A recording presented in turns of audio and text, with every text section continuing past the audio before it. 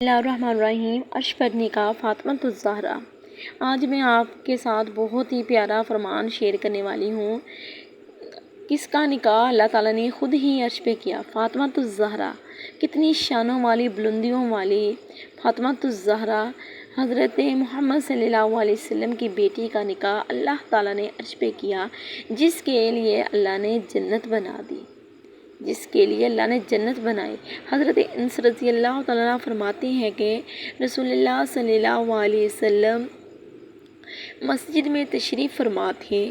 رسول اللہ صلی اللہ علیہ وسلم مسجد میں تشریف فرما تھے کہ آپ صلی اللہ علیہ وسلم نے حضرت علی کرام اللہ وجہ الکریم سے فرمایا کہ آپ رضی اللہ تعالیٰ عنہ نے حضرت علی رضی اللہ تعالیٰ عنہ سے فرمایا کہ اے علی رضی اللہ تعالیٰ عنہ، ابھی جبرائیل علیہ السلام نے مجھے خبر دی ہے۔ اے علی رضی اللہ تعالیٰ عنہ، ابھی جبرائیل علیہ السلام نے مجھے خبر دی ہے کہ اللہ تعالیٰ نے تیرا نکاح سید فاطمہ رضی اللہ تعالیٰ عنہ سے کر دیا ہے، کہ اللہ نے تیرا نکاح سید الفاطمہ رضی اللہ تعالیٰ عنہ سے کر دیا ہے۔ تیرے نکاح کی تقریب میں 40,000 فرشتوں نے شرکت کی ہے۔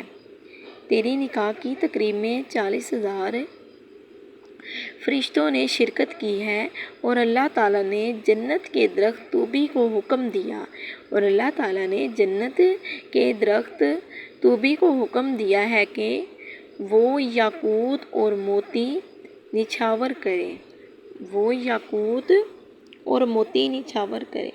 دیکھیں پیارے دوستو، اللہ تعالیٰ نے حضرت فاطمہ الزہرا کا نکاح جب عرش پہ کیا تو اللہ تعالیٰ نے کتنا پیارا اہتمام بھی ساتھ میں کیا۔ طوبی نے حکم کی جنت کی حوروں نے ان لال و جوہرات کے مطابق طبق بھر لیے اور انہیں قیامت تک ایک دوسروں کو ہدیہ دیتی رہیں۔ کیا خوبصورت ہے۔ اگر آپ کو بھی یہ حدیث مبارکہ اچھی لگی ہوں تو میری آپ سے گزارش ہے کہ میرے چھوٹے سے چینل کو سبسکرائب کریں، لائک کریں، شیئر کریں، ویڈیو کو فل واچ کریں۔ اوکے جی، اللہ حافظ۔